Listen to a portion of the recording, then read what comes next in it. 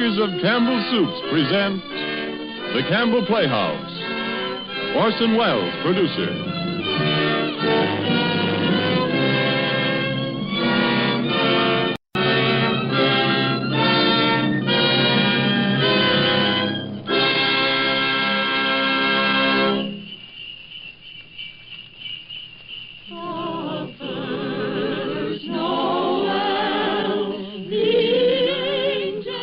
Good evening. This is Orson Welles. There are clearly a number of ways in which a Christmas carol could be introduced. Myself, I am most struck by the happy fortune that enables us on this Christmas Eve to present Mr. Lionel Barrymore, the best-loved actor of our time, in the world's best-loved Christmas story, A Christmas Carol.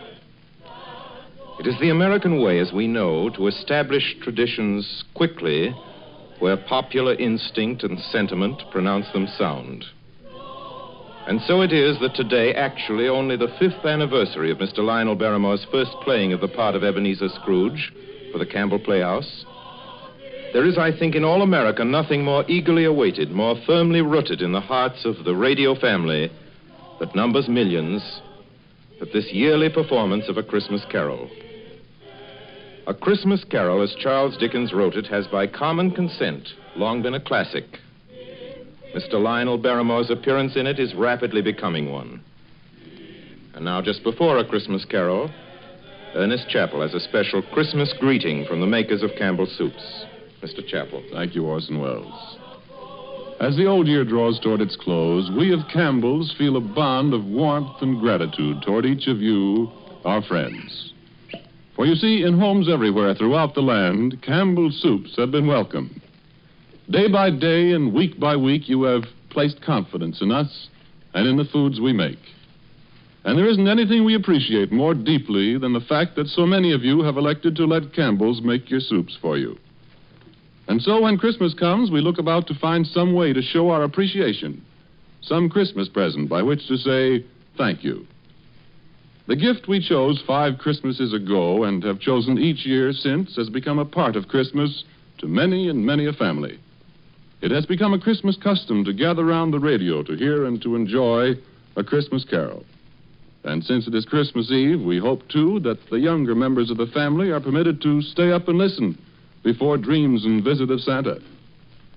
We get a great deal of pleasure planning and preparing this Christmas gift, and now it's ready. Off come the wrappings, off come the tags that say, please do not open till Christmas. Out comes the card, to you from Campbell's. And here is the gift itself.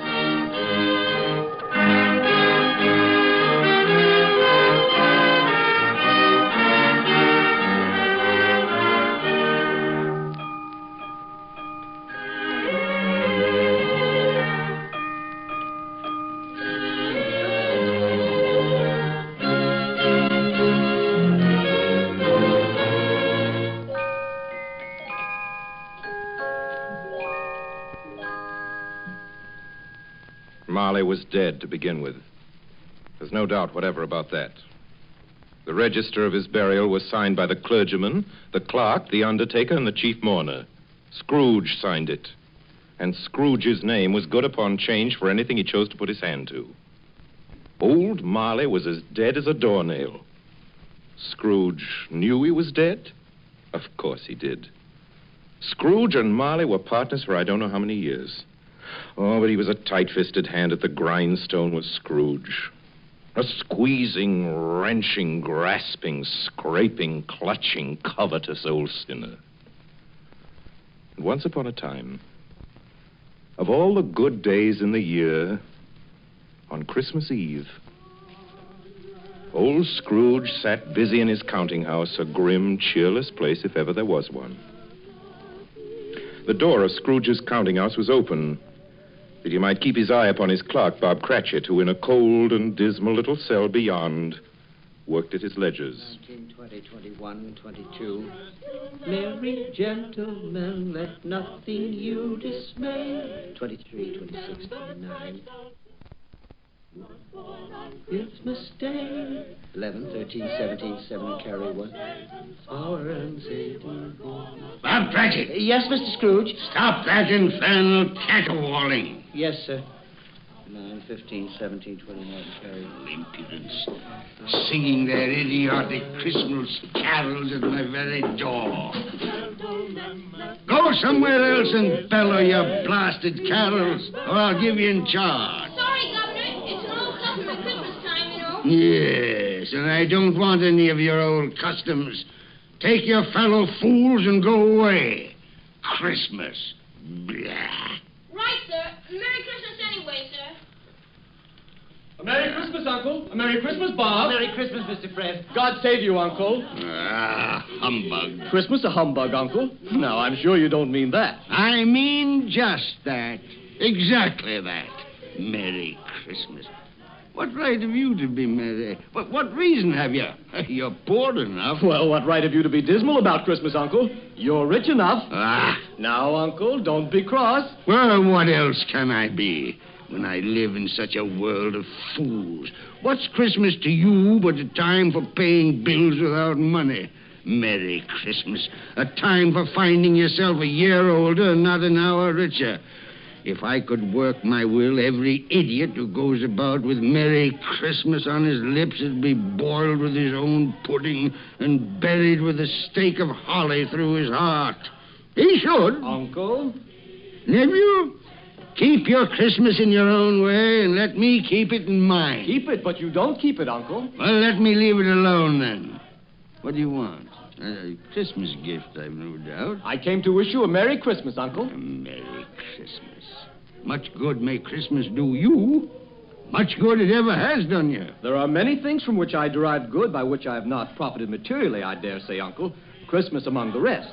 But I have always thought of Christmas time as a good time. A kind, forgiving, charitable, pleasant time.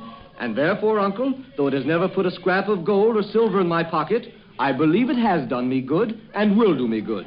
And I say, God bless it. God bless Christmas. Hurrah! Let me hear another sound out of you there, Bob Cratchit, and you'll keep your Christmas by losing your situation. Yes. As to you, nephew, I wonder you don't go into Parliament. You talk enough nonsense. Don't be angry, Uncle. I want nothing from you. I ask nothing of you. Why can't we be friends? Good afternoon. Well, I'm sorry you feel that way. I've tried. A Merry Christmas to you, Uncle. Good afternoon. And a Happy New Year, too. Ah, humbug. And a Merry Christmas to you, Bob, and the missus, and to Tiny Tim. Thank you, Mr. Fred. Same to you, sir. Good day, sir. Good day, Bob. Nonsense. Twaddle. Blummery. Talking of Christmas and not 2 sixpences to jingle together in his trousers pocket. You there, Bob Cratchit. Come here. What are you doing there? I was only putting a bit more coal on the fire, Mr. Scrooge, seeing it's so cold in there, sir. Well, you put that coal back into the scuttle. A fire. A fire, indeed. I can tell you, if you use coal at that rate, you and I will soon be parting company, Bob Cratchit. You understand that? There's many a young fella like your situation, you know. Oh, I'm sorry, sir. My fingers were getting a little stiff with the cold. Then put on your mittens. There's someone at the door. See who it is. Yes, sir. Good afternoon, sir. Good afternoon. This is the firm of Scrooge and Marley. Yes, sir. I should like to see the head of the firm, if I may. Oh, very good, sir. What is it? A gentleman to see you, Mr. Scrooge. Huh? Have I the pleasure of addressing Mr. Scrooge or Mr. Marley? Marley's been dead these 7 years tonight. I'm Scrooge. Well, now, Mr. Scrooge, at this season of the year, it's only fitting that we who are more fortunate should raise a fund to buy the poor some meat and drink and means of warmth. You may not believe it, sir, but many thousands are now in want of common necessities, and hundreds of thousands are in want of the simplest comfort, sir. Are there no prisoners? There are plenty of prisons, sir. And the workhouses? They're still in operation, I trust. I wish I could say they are not, but they are, sir. The treadmill and the poor law are in full vigor, then? Both very busy, sir. Oh, well, I'm very glad to hear that. I was afraid from what you said at first that something had occurred to stop them in their useful cause. No, sir, all these institutions that you mention are flourishing. But it's nevertheless true that some additional provision for the poor and the destitute must be made. A few of us upon change are endeavoring to raise such a fund, you see. And What shall I put you down for? Nothing. Oh, I see. You wish to be anonymous, sir. I wish to be let alone. I don't make merry myself at Christmas time, and I can't afford to keep a lot of idle people and make them merry. I help support the establishments that take care of the poor. They cost enough. Let those who are badly off go there. Many can't go there, sir. And many would rather die. Well, then, my advice to them is to do so and decrease the surplus population. Besides, I've only your word for it that all this is so. It's the truth, Mr. Scrooge. So be it, then. It's not my business. It's enough for a man to understand his own business and not to interfere with other people's. Mine occupies me constantly. Good afternoon, sir. I quite understand, Mr. Scrooge. Cratchit, show this gentleman out. Yes, sir. This way, please. Sir, I couldn't help overhearing. I should like to contribute threepence. Cratchit! Yes, sir. It isn't much, but it's all I can afford. But there are others in worse situation than I am. You're a generous fellow.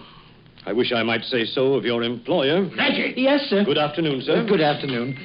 Merry Christmas. Merry Christmas. Yes, sir. Merry Christmas. Close the door. Yes, sir. I have closed it, sir. 24, 31, 1 and carry 3. A new scarlet tippet for Tiny Tim. And a comb for Martha. 33, 3 and carry 3. Hair ribbon for Belinda. 4, 7, 12, 15. I suppose you want the entire day tomorrow. If it's quite convenient, sir. It's not convenient, and it's not fair. But I suppose I can't do anything about it. If I was to stop half a crown of your wages, you'd think yourself very ill-used, I'll be bound. Well, sir, And yet you don't think me ill-used when I pay a day's wages for no work? It's only once a year, sir. Once a year. Once a year, indeed. A fine excuse for picking a man's pocket every 25th of December. But I suppose it's no good talking. You must have the whole day. Well, see that you're here all the earlier the next morning. You understand? Oh, I will, sir. I will, sir, indeed. Good night, sir, and Merry Christmas. Merry Christmas.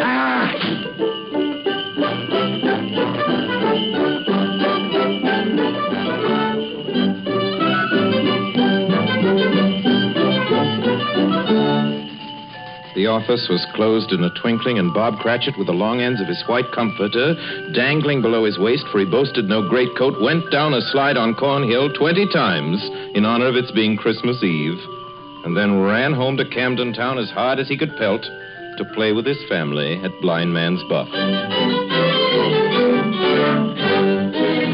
Scrooge, on the other hand, took his melancholy dinner in his usual melancholy tavern.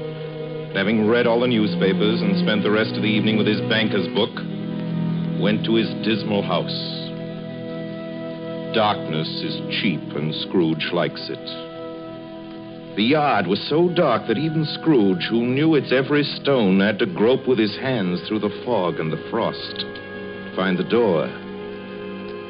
Scrooge walked through his rooms to see that all was right. Sitting room, bedroom, lumber room, all as they should be. Nobody under the table, nobody under the sofa. Nobody under the bed, nobody in the closet. Closed the door. Locked himself in, double-locked himself in. And took off his cravat, put on his dressing gown and slippers and his nightcap, and sat down before the fire to take his gruel.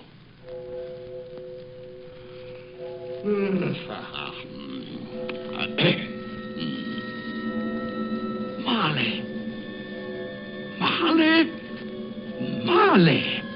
I could have sworn I saw... humbug. Marley's been dead these 7 years. Humbug. It's all humbug. What I need is a good night. What's that? Someone's in the wine cellar. But the door's locked and double locked. It's coming. It's coming closer. Outside my door. I won't believe it. It's humbug still. Ebenezer Scrooge. What? Ebenezer Scrooge. Oh, no. What do you want with me? I want much of you, Ebenezer. Who are you? Ask me who I was. Well, you're very particular for a ghost. All right. Who were you then? In life, I was your partner, Jacob Marley. Jacob Marley. But you're dead. You died 7 years ago. 7 years ago this very night. You are a ghost, then? What's wrong, Ebenezer? Don't you believe in me? I do not. You doubt your senses, Ebenezer? Yes, because a little thing affects them. A slight disorder of the stomach makes them cheats. You can't be a ghost. You may be an undigested bit of beef, a blot of mustard, a crumb of cheese, a fragment of an underdone potato. There may be more gravy than grave about you, whatever you are. Humbug, I tell you. Humbug. Excuse me, Jacob. Excuse me. I do believe in you. You are a ghost, Jacob. Thank you. But what? Why do you walk the earth, Jacob? Why do you come to me? It is required of every man that the spirit within him should walk abroad among his fellow men and travel far and wide to witness what it cannot share but might have shared on earth and turn to happiness. Oh, tell me, Jacob, what is that chain you wear around you? I wear the chain I forged in life. I made it link by link and yard by yard by my own free will. Is its pattern strange to you, Ebenezer? Cash boxes, keys, padlocks, ledgers, purses. Yours was as heavy and as long as this 7 years ago. And you have labored on it since, Ebenezer. Oh, Jacob, speak comfort to me. Comfort I have none to give. I cannot rest. I cannot stay. I cannot linger. Weary journeys lie before me. You travel fast? Yes, Ebenezer, on the wings of the wind. 7 years dead and traveling all the time? 7 years, Ebenezer. 7 years of remorse. Ebenezer, do you know that no space of regret can make amends for one life's opportunities misused? But you were always a good man of business, Jacob. Business? Mankind was my business. Charity, mercy, benevolence, they were all my business. The dealings of my trade were but a drop of water in the comprehensive ocean of my business. Oh, Jacob, don't take on so. Jacob. Listen to me, Ebenezer. I listen to you, Jacob. Go on, Jacob, speak to me. But don't be so flowery. Ebenezer, I am here to warn you that you have yet a chance and hope of escaping my fate. Do you hear that, Ebenezer? Yes, Jacob. You always were a good friend to me, Jacob. Thank you, Jacob. But go on. Go on. Go on. How shall I escape? Oh, I'm afraid, Jacob. You will be haunted by 3 spirits. Is that the only chance and hope, Jacob? It is your only chance and hope. Well, then I think I'd rather not. Without their visits, you cannot hope to shun the path I tread. Expect the first tomorrow, when the bell tolls 1. Couldn't I take them all at once and have it over, Jacob? Ebenezer, look that for your own sake you remember what has passed between us. And remember, when the bell tolls 1, look for the first spirit. Marley. Jacob Marley.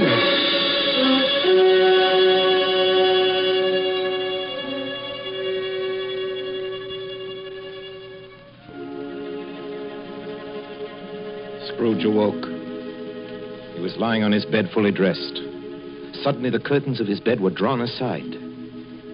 Scrooge found himself face to face with the unearthly visitor who drew them. As close to it as I am now to you. And and I am standing in the spirit at your elbow. It was a strange figure, like a child, yet not so like a child as like an old man. Ebenezer Scrooge. Who is that? Ebenezer Scrooge, I have come for you. You are the spirit, sir, whose coming was foretold me? I am that spirit. What are you? I am the ghost of Christmas past. Long past? No, your past. But what do you want of me? What brings you here to haunt me? Your welfare, Ebenezer Scrooge. Rise and walk with me. Oh, no, not out of the window. I can't do that. I'll fall down. I'm not a spirit. I'm mortal. I'll fall. Bear but a touch of my hand upon your heart, and you shall be upheld in more than this. Come, follow me. Where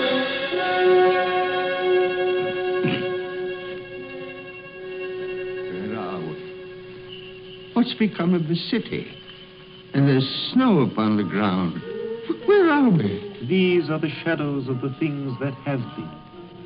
You recognize this countryside? Oh, I know every inch of it. Every rock, every tree. And that bleak building over there? That building. I was a boy there. Yes, I went to school in that horrible place. Do you recollect that path? I could walk it blindfold. Strange you forgot it so many years. Come, let us go closer. Look through the window into that cold, barren room. What do you see, Ebenezer Scrooge? I see a boy. A solitary child, neglected by his family, alone. Yes, I see. I know that boy. Oh, I was so lonely. Poor boy. Your lip is trembling, Scrooge. And what is that on your cheek? It's nothing at all. I wish it's too late for that now. What's the matter? Nothing. The waits came to my door singing Christmas carols last night. There was a boy like that among them. A poor, thin, pale boy in a ragged coat. I'd like to have given him something, that's all. Is that all? Come, Ebenezer Scrooge. Let us see another Christmas.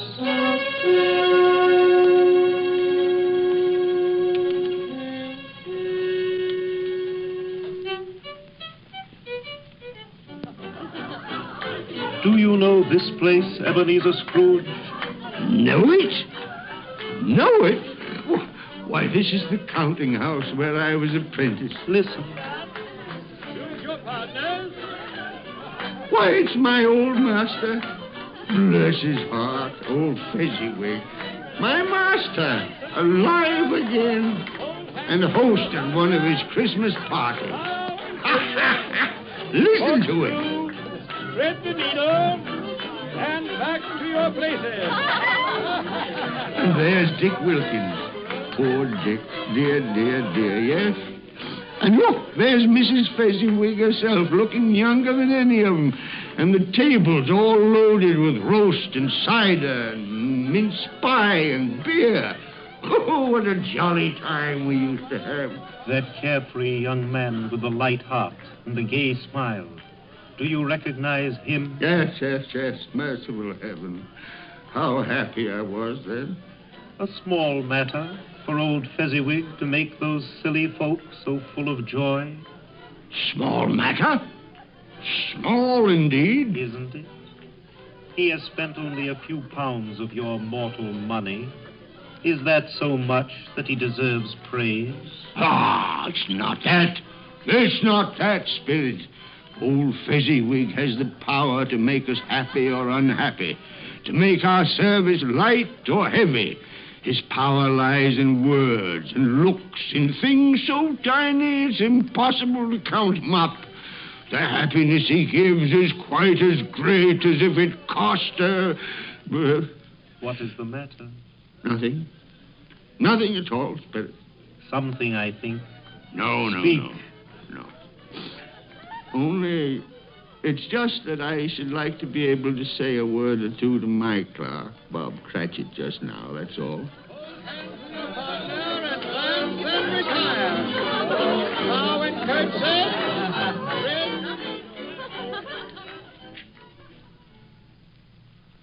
My time grows short, and we have yet another journey to make.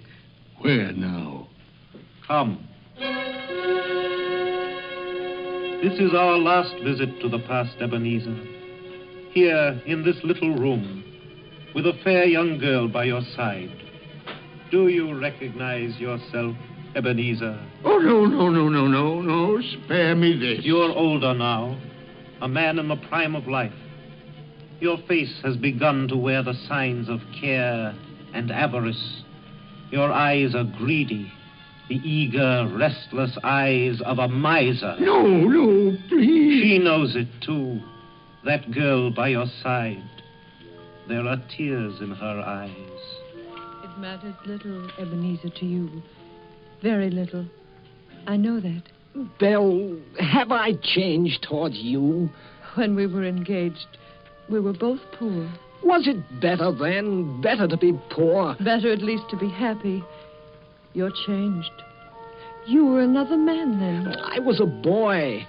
Do you blame me because I've grown wiser? Have I ever tried to break our engagement? In words, no. Never. In what, then?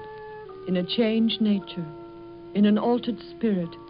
In everything that made my love of any value in your sight. So I release you from your promise. Belle. Oh, at first it may cause you pain to lose me. A very brief pain. But soon it will be dim, like a half-remembered dream. An unprofitable dream. And you will be glad to be awake from such a dream. May you be happy in the life you have chosen, Ebenezer. For the love of him you once were. Spirit, it's enough. Show me no more. Take me home. These were shadows of the things that have been. That they are what they are. Do not blame me. No more. One shadow more. Come. Do you see this man, Ebenezer Scrooge? This man might have been you, and the woman beside him your wife, and that girl might have been your daughter, Ebenezer Scrooge. She might have called you father. She might have been a springtime in the haggard winter of your life. Spirit, let me go. Show me no more. Listen now, while they speak, Ebenezer. Belle, I saw an old friend of yours today. Who was it? Yes. How can I? Oh, I know. Mr. Scrooge. Mr. Scrooge it was. I passed his office window. It wasn't shuttered. And there was a candle inside, so I couldn't help seeing him. His partner, Marley, lies at the point of death, I hear. And there Scrooge sat all alone. Quite alone in the world, I do believe. Spirit, I can bear no more. Leave me. Haunt me no more. Take me back. Take me back.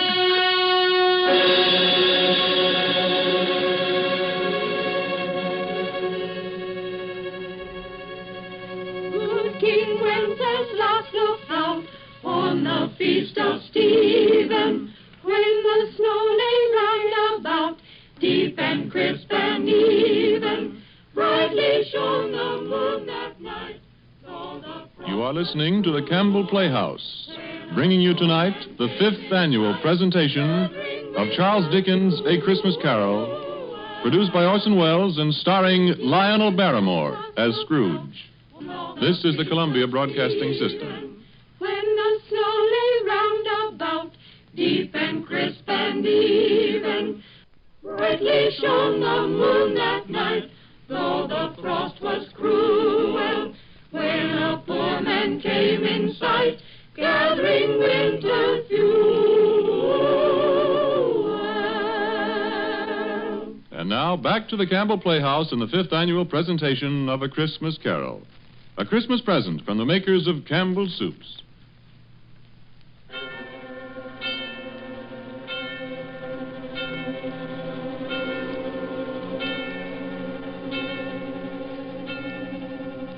stroke of one, Scrooge awakened suddenly and sat him bolt upright in his own bed. He remembered the words of Marley's ghost and wondered from which direction the second specter would appear. At that moment, nothing between a baby and a rhinoceros would have astonished him very much. Now being prepared for almost anything, he was not by any means prepared for nothing. And consequently, when no shape appeared, he was taken with a violent fit of trembling. 5 minutes, 10 minutes, quarter of an hour went by, yet nothing came. Then, as he sat in his bed, he became aware gradually of a great blaze of ruddy light that seemed to shine upon him from the adjoining room. He got up softly and shuffled in his slippers to the door.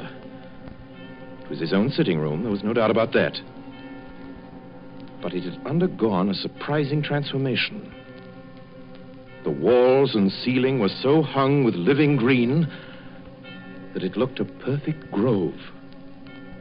And there sat a jolly giant, glorious to see, who bore a glowing torch in shape not unlike Plenty's horn, and held it up, high up, to shed its light on Scrooge as he came peeping round the corner.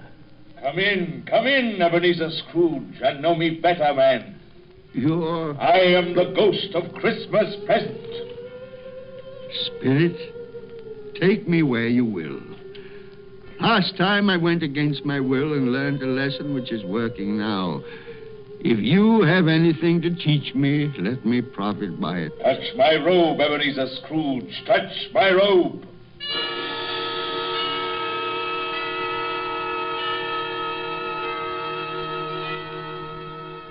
Where have you brought me, Spirit? To an humble dwelling in an humble street. It's miserable enough. Yet there is happiness there. Who are these people? Who's that woman? And the children? These are the family of your clerk, Bob Cratchit. See his wife, dressed in a twice-turned gown, but brave in ribbons, laying the table for their Christmas dinner. And there, assisting her, is her daughter, Belinda. And the young man with the fork in the stuffing, that's Master Peter Cratchit. And the two little Cratchits. Listen, Scrooge, and watch. Here's Martha, Mother. Quiet, children, quiet. Now sit you down before the fire, Martha, and have a warm, Lord bless you. Where's Father? He's been to church with Tiny Tim. They'll be along directly. How is Tiny Tim, Mother? Any better at all? Sometimes I think he is. And sometimes I think, oh, dear God, if anything should happen to Tiny Tim. Oh, Mother, you mustn't even think of such a thing. Oh, his Father. Come Merry Christmas, everybody. Martha, welcome, my dear. Oh, Merry Christmas, Father. And Tim. Merry Christmas, Martha. Oh, Tim, you darling.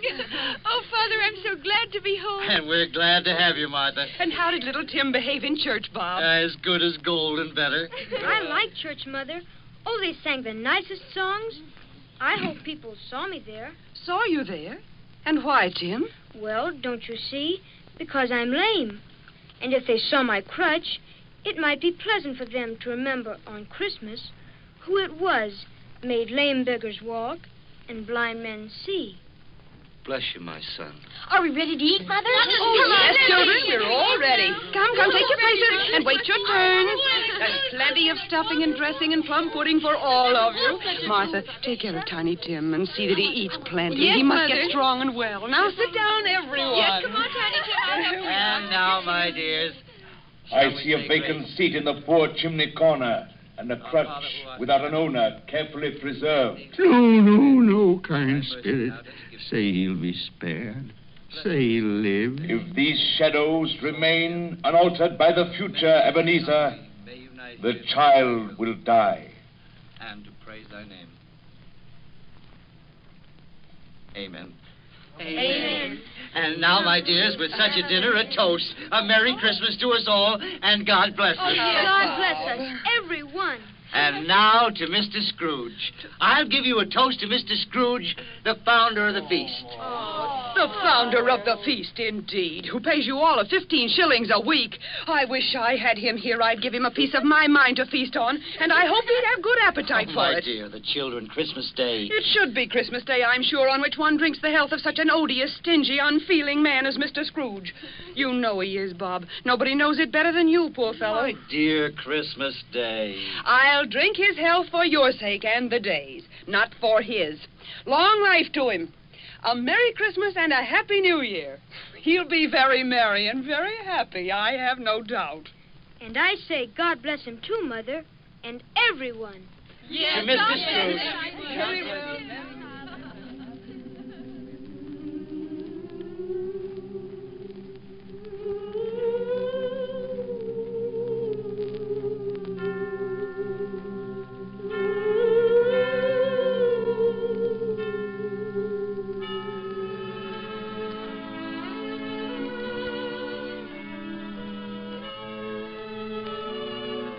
There was nothing of high mark in all this.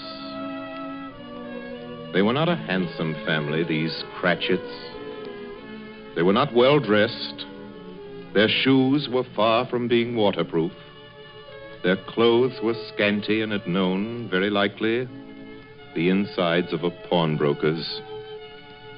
But they were happy, grateful, pleased with one another and contented with the time. And when at last they faded, Scrooge had his eye upon them, and especially on Tiny Tim until the last. Many calls Scrooge made that night with the ghost of Christmas present. Down among the miners they went who labor in the bowels of the earth, and out to sea among the sailors at their watch, dark, ghostly figures in their several stations. Much they saw, and far they went, and many places they visited, but always with a happy end. The spirits stood beside sick beds, and they were cheerful. On foreign lands, and they were close at home. By poverty, and it was rich. In almshouse, hospital, and jail, where vain man in his little brief authority had not made fast the door and barred the spirit out, the spirit left his blessing.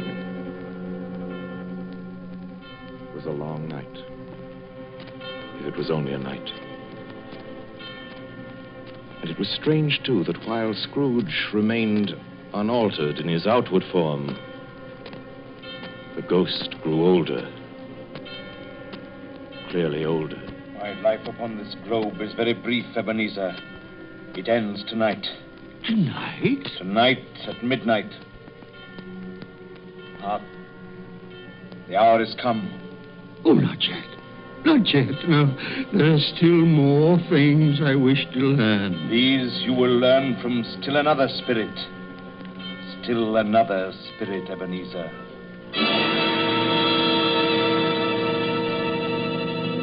Scrooge looked about him for the ghost. It had vanished. But he found himself once more in his bed, in his dressing gown and his nightcap. He'd heard the clock strike. And then he remembered the prediction of old Jacob Marley, and lifting up his eyes, beheld the third spirit. A solemn phantom. Shrouded in black, draped and hooded, coming towards him slowly and silently, like a mist along the ground. I know you. You are the ghost of Christmas yet to come. You'll show me the shadows of things that have not happened, but will happen in the time before us. Answer me, spirit, ghost of the future. Oh, I fear you more than any specter I've seen. Yet, as I know your purpose is to do me good, and as I hope to live to be another man from what I was, lead on. Lead on. The night is waning fast. Time is precious. Spirit, why have you brought me here again? Into Bob Cratchit's home? It's not the same. Why is it so quiet? So very quiet here.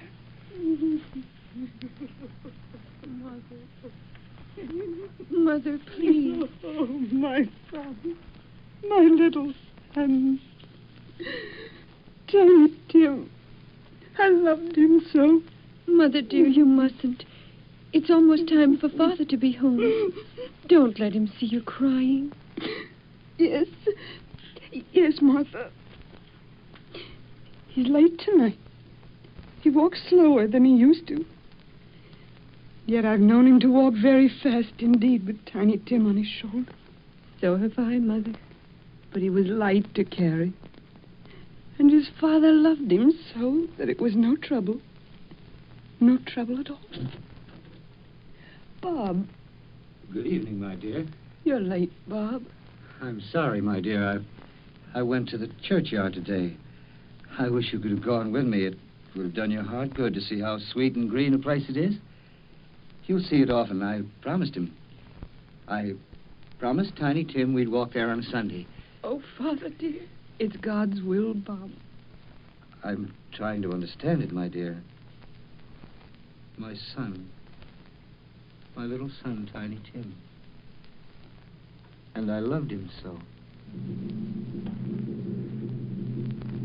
Oh, that's cruel. Cruel. Spirit, can't you give me one ray of hope that I may change all that? That Tiny Tim may live?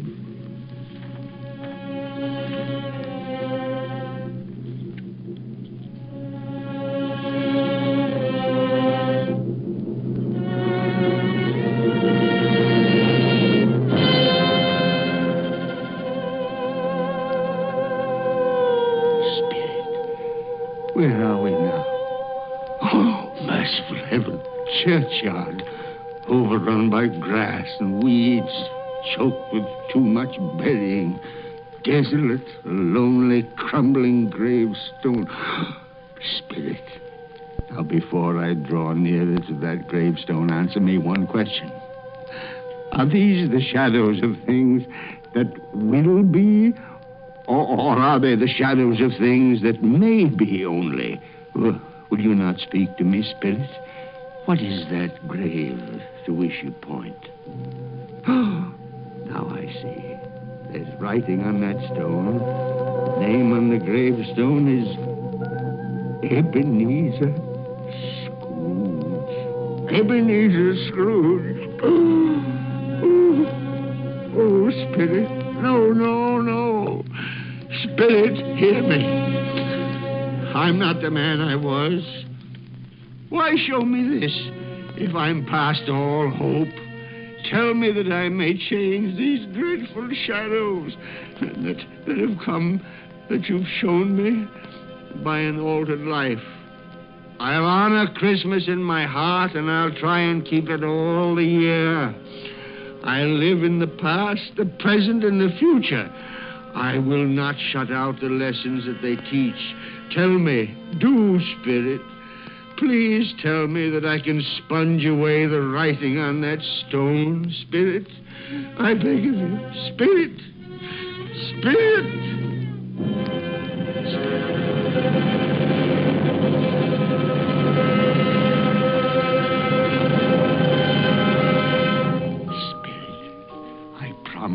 On my knees. I promise.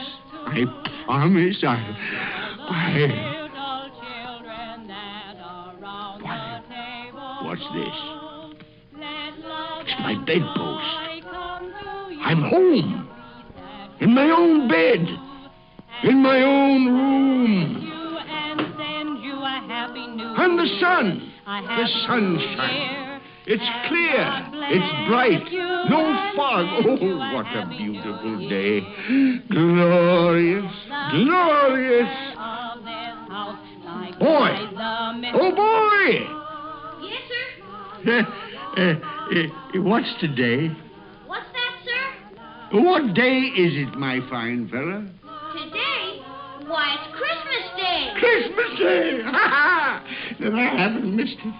The spirits have done it all in one night. All in one night. Heaven be praised. How's that, sir? Listen, my lad. Do you know where the poultry is in the next street? I should say I do. An intelligent boy.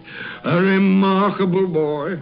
Tell me, do you know if they've sold the prize turkey that was hanging in the window? The one as big as me? What a delightful boy. It's a pleasure to talk to you. Yes, my buck? It's hanging there now, sir. Oh, that's wonderful.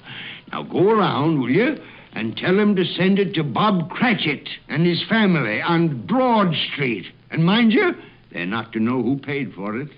Now, hurry along, my lad. And here's £0.50 for your trouble. Yes, sir. Yes, sir. And a Merry Christmas. And a Merry Christmas to you, too, my boy. Oh, I don't know what to do. I'm as light as a feather, as happy as an angel. I'm as merry as a schoolboy. A Merry Christmas. A Merry Christmas to everybody. A Happy New Year to all the world. Whoop! Whoop!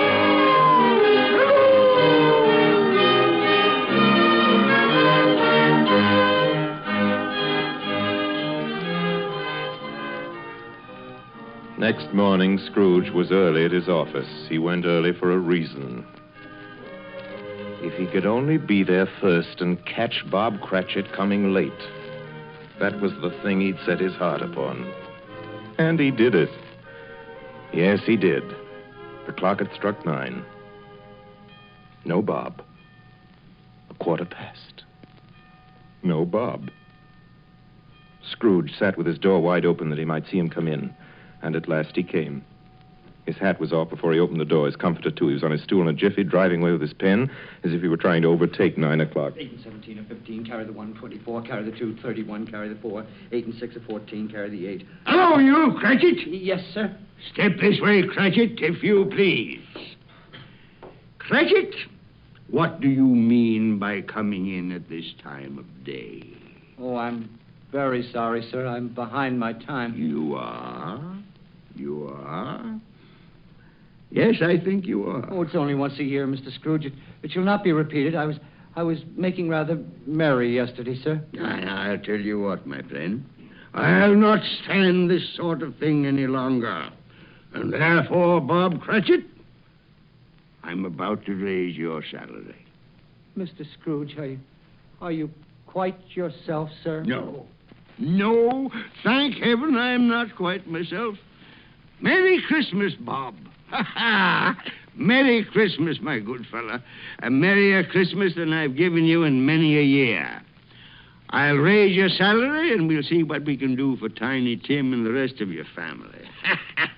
We'll discuss it this very afternoon over a Christmas bowl of smoking bishop. Bob, make up the fire. Make it up and buy another coal scuttle before you dot another I, Bob Cratchit.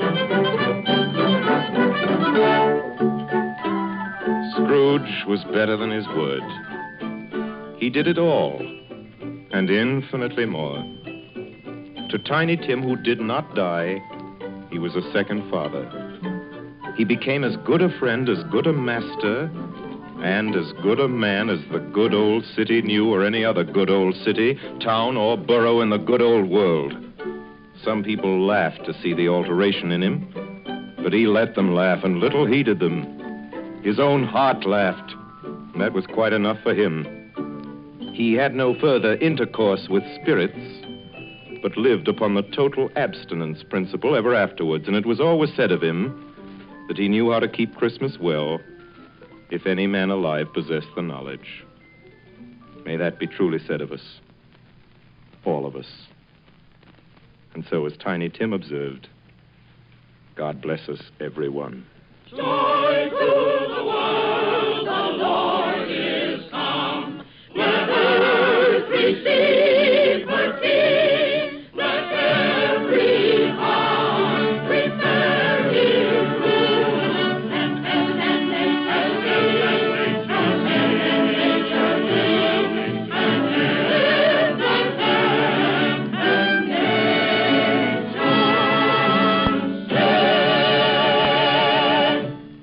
have just heard our annual presentation of Charles Dickens' A Christmas Carol, starring Lionel Barrymore, brought to you by the makers of Campbell's Soups. And now here is Orson Welles. At this point in the program, ladies and gentlemen, it is my custom, as you know, to present to you with a few words of introduction our guest of the evening. With your consent, I shall dispense with this tonight to introduce tonight's guest to the Campbell Playhouse audience or to any other American audience is an extravagant and superfluous procedure. For if ever an actor has won for himself a lasting place in the hearts of his fellow countrymen through years of unsparing and inspiring service, that actor is Lionel Barrymore. Mr. Lionel Barrymore. Thank you, Orson Welles. Good evening, ladies and gentlemen. This is the 4th year I've had the pleasure of appearing in the Christmas Carol here on the Campbell Playhouse. And I assure you all it's a pleasure that never tires. As long as I can remember, this has been one of my favorite stories. When we were children, it was read to us regularly at this time of year, as it is to millions of children right now.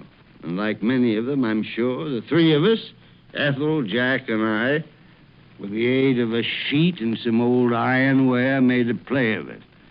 As I remember, we had 3 Scrooges in that production. Mr. Barrymore, who played Tiny Tim?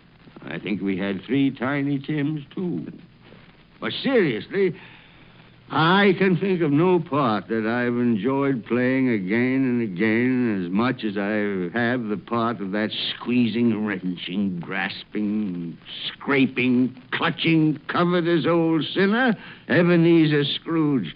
And I can think of no happier or more suitable choice for the makers of Campbell's Soups to offer the people of America as their Christmas present each year than Charles Dickens' well-beloved story, Christmas Carol. Good night, Orson. Good night, everybody. And a Merry, Merry Christmas to you all. Good night, Mr. Barrymore. Merry Christmas to you, sir. Ladies and gentlemen, for next Sunday night, we're happy to announce our version of a great and truly American story by a great American novelist, Come and Get It by Edna Ferber. Against a background of the mighty forests of Miss Ferber's own Wisconsin, it tells a stirring tale of the men and women who live and die in the woods in order that lumber may come down the rivers every spring into the cities of the modern world. Like so many of Miss Ferber's epic romances of American life, it was made from a best-selling novel into a highly successful motion picture. Now we bring it to you on the air. The story of a man and his son and the girl they both loved, Lotta, played for us by one of the loveliest and most accomplished of Hollywood's younger dramatic actresses, Miss Frances D. And so until next week, until Come and Get It with Frances D., my sponsors, the makers of Campbell's Soups, and all of us on the Campbell Playhouse remain, as always, obediently yours.